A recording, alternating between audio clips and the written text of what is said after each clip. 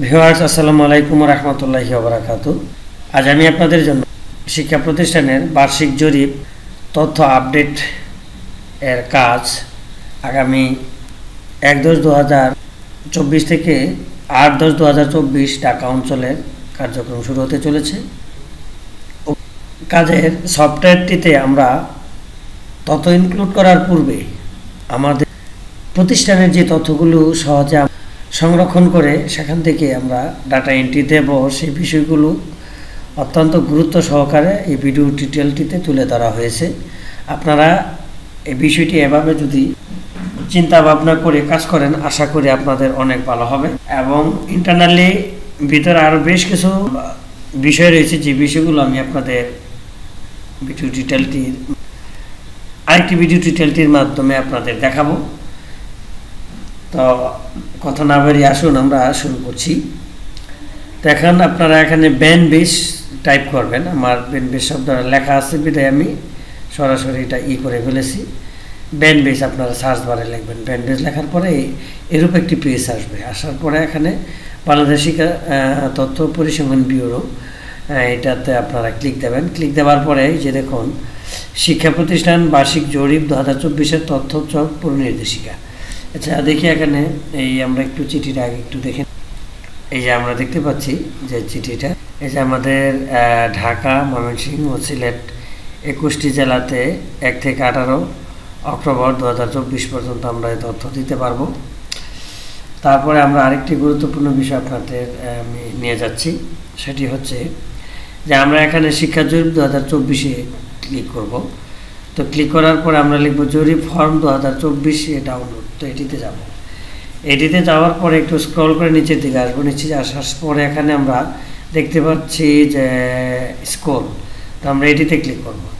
তো এটিতে ক্লিক করার পরে যে দেখুন, আমরা দেখতে পাচ্ছি এখানে আমাদের কাঙ্ক্ষিত সেই ফর্ম এখানে আমরা দেখতে পাচ্ছি।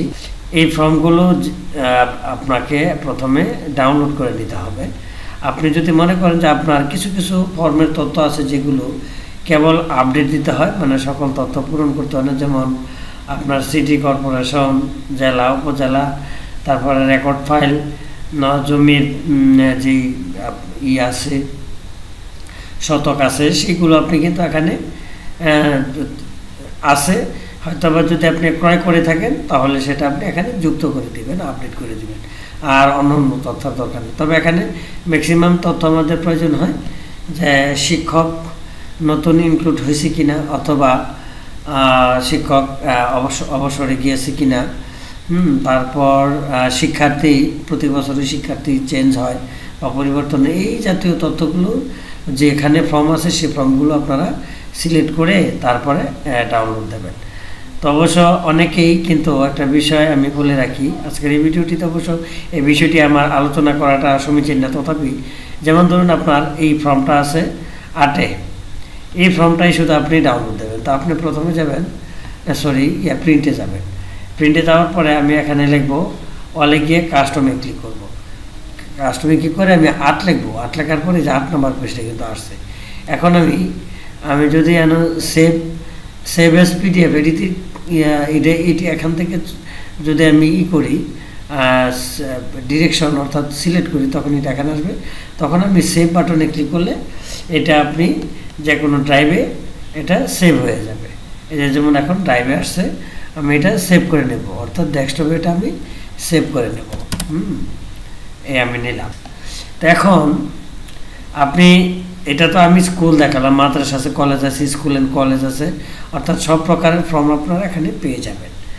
তো এই দেখালাম আজকের প্রাথমিক পর্যায়ের, অর্থাৎ শিক্ষা প্রতিষ্ঠান বার্ষিক জরিপ ফর্ম 2024 আপনি যেভাবে সংগ্রহ করবেন সে বিষয়টি দেখালাম। তো আশা করি ভিডিওটি আপনাদের অবশ্যই ভালো লেগেছে।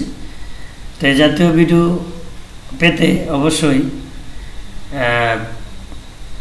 টেক ফর ইউটিউব চ্যানেল এবং ফরিদ হোসেন ফেসবুক পেজটির পাশে থাকবেন।